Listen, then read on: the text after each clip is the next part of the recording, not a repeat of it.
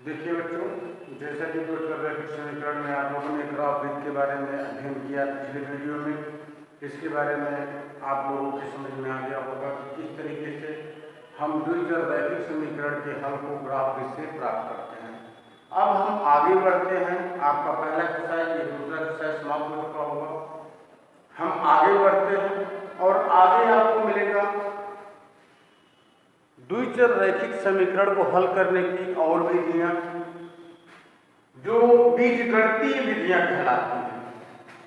आपको द्विचर रैखिक समीकरण को हल करने की और विधियां मिलेगी। अभी तक आप लोगों ने ग्राफीय विधि को पढ़ा है, अब आपको बीजगणितीय विधि के बारे में हम आपको बताएंगे। आपको मैं बता दूं कि बीजगणितीय विधि में आपकी कुल 3 नियम है, जिसमें पहला है प्रतिस्थापन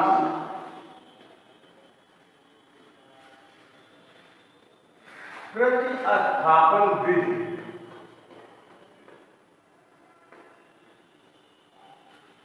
और इसके बाद दूसरा है आपका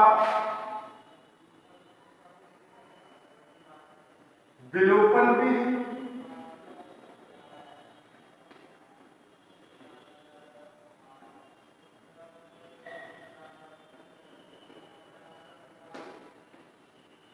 और इसके बाद आपका तीसरा नियम जो बीजगणितीय विधि के अंतर्गत आता है, उसको हम क्रॉस मल्टीप्लिकेशन मेथड कहते हैं, या उसको हिंदी में हम वज्र गुणनखंड विधि कहते हैं।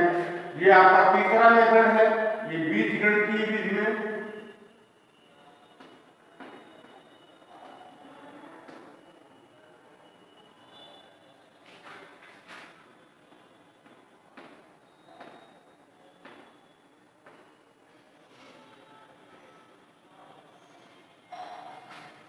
इसको वज्र गुणनखंड विधि कहते हैं। ये 3 नियम ऐसे हैं जिनको हम बीजगणितीय विधि के नाम से जानते हैं। अब जैसा कि पहले वीडियो में मैंने आपको बताया था कि द्विचर रैखिक समीकरण को हल करने के 4 नियम आपको पढ़ने हैं।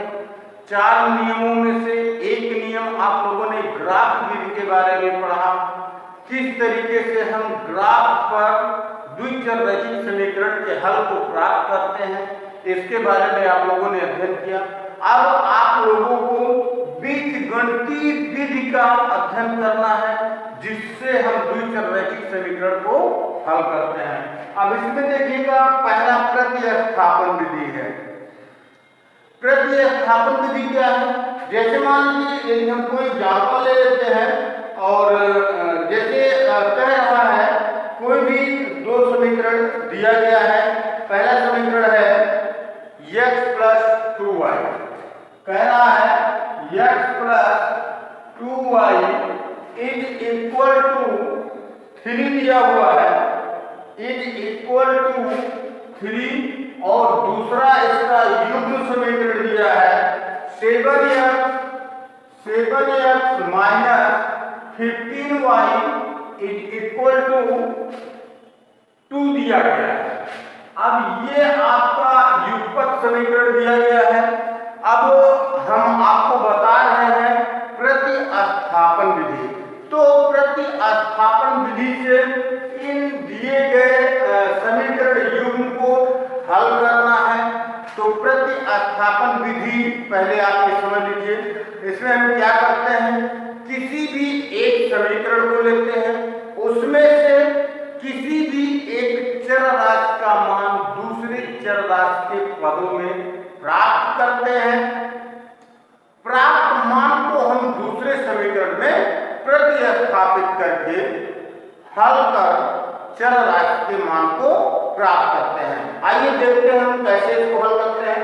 अब जैसे मान लीजिए ये आपका समीकरण दिया गया है, इसमें देखिएगा पहला समीकरण आपका x + 2y = 3 और दूसरा समीकरण आपका दिया गया है 7x - 15y = 2।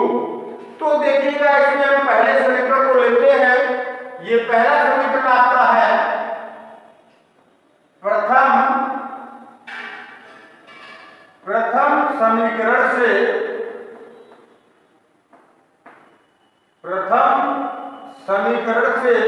देखिएगा, अब ये प्रथम समीकरण आपका x + 2y = 3, ये आपका पहला समीकरण है। इसमें हमने आपको क्या बताया कि किसी भी एक चर राशि का मान दूसरे चर राशि के पद में प्राप्त कर लेते हैं। तो यहाँ पर देखिएगा, चूंकि ये 2y प्लस है, अगर इसको ट्रांसफर करते तो ये माइनस हो जाएगा और यहाँ बचेगा x, तो x = हो जाएगा, यहाँ 3 है, इसको उधर ले जाएंगे तो -2y हो जाएगा। अब देखिएगा, ये आपका x का मान y के पदों में प्राप्त हो गया, x का मान y के पदों में प्राप्त हो गया। इसको हम क्या करते हैं, इसको हम चाहें कि इसको हम समीकरण 3 बना सकते हैं, क्योंकि यहाँ पर पहला और दूसरा समीकरण आपको ऑलरेडी मालूम है। तो अब देखिएगा, हम क्या करते हैं, हम लिखते हैं समीकरण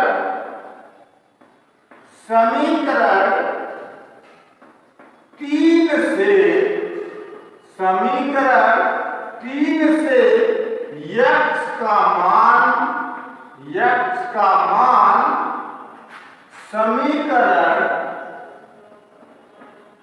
समीकरण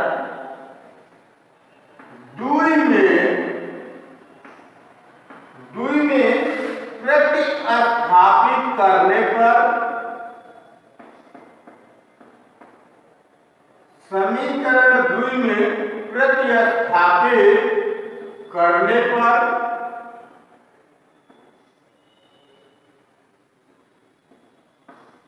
पर अब चूंकि देखिएगा, एक चीज मैं आपको बता दूं, कंफ्यूज न होइएगा। अब यहाँ पर देखिएगा, समीकरण 1 से हम x का मान प्राप्त किए हैं, ठीक। समीकरण 1 से हम x का मान y के पदों में प्राप्त किए हैं, तो हम इस x का मान समीकरण 1 में नहीं रखेंगे, क्योंकि यदि हम समीकरण 1 में इस x का मान रखेंगे तो समीकरण 1 का दोनों पक्ष बराबर प्राप्त हो जाएगा। समझ रहे हैं? इस नाते चूंकि हमको हल प्राप्त करना है, तो समीकरण 1 से हमने x का जो मान प्राप्त किया है y के पदों में, उसको हम समीकरण 2 में प्रतिस्थापित करेंगे x के स्थान पर। समीकरण 2 क्या है, ये दिया है 7x - 15y = 2, ये आपका समीकरण 2 है। और इसमें जब x के स्थान पर हम x का मान प्रतिस्थापित करेंगे, तो ये 7 × 3 - 2y - 15y = 2 हो जाएगा। अब ये देखिएगा, अब इसमें एक ही चर राशि हो गई और वह है y। तो यहाँ पर देखिएगा, 3 - 2y में 7 का मल्टीपल है, तो हम क्या करते हैं, 7 का मल्टीपल करवा देते हैं। 7 × 3 = 21 -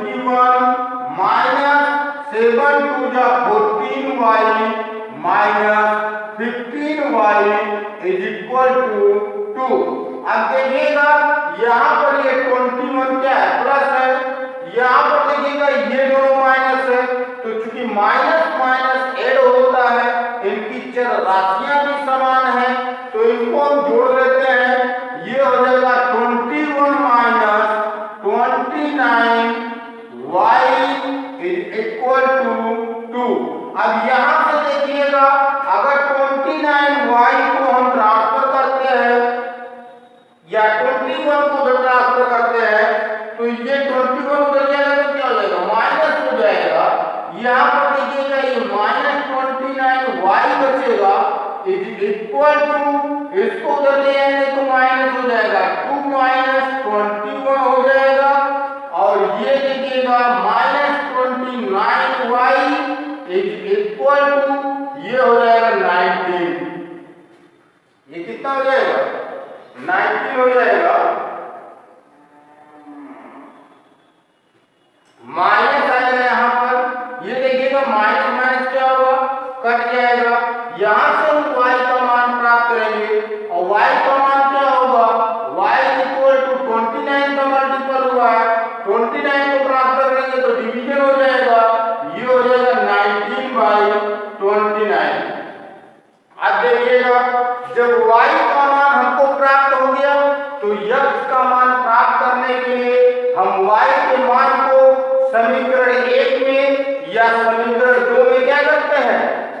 रखते हैं, प्रतिस्थापित करते हैं, तो हमको दूसरे चरराशि का मान क्या होता है, प्राप्त हो जाता है। अब जैसे यहाँ y का मान 19/29 प्राप्त हुआ, तो देखिएगा अब हम लिखेंगे, क्या लिखेंगे, लिखेंगे y का मान आप किसी भी समीकरण में रख लीजिए, आप समीकरण 3 में रखिएगा, y का मान समीकरण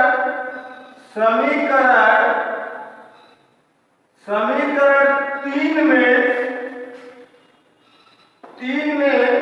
रखने पर, समीकरण 3 में रखने पर देखिएगा समीकरण 3 है क्या, x is equal to 3 - 2y था।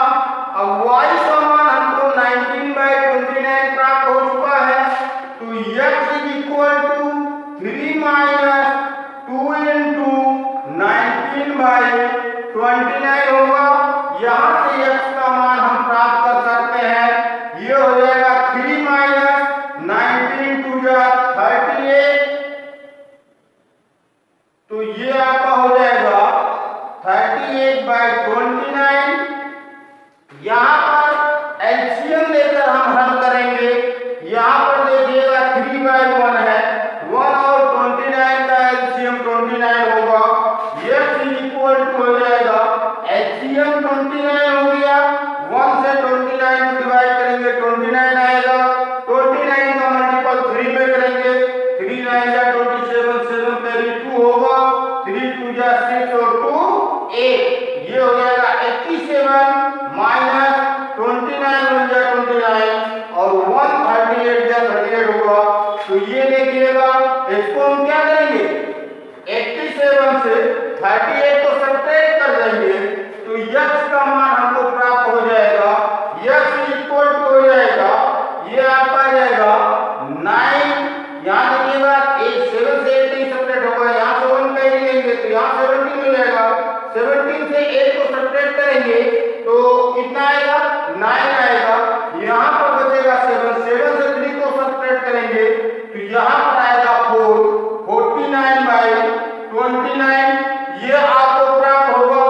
x का वैल्यू ध्यान दीजिएगा, x का वैल्यू 49/29 प्राप्त हुआ है, इसको हम मिक्स फ्रैक्शन में भी कन्वर्ट कर सकते हैं और इस तरीके से आप किसी भी दिए गए द्विचर रैखिक समीकरण युग्म को बीजगणितीय विधि के पहले नियम से यानी कि प्रतिस्थापन विधि से हल कर इनके सॉल्व को प्राप्त कर सकते हैं, इनके उत्तर को प्राप्त कर सकते हैं।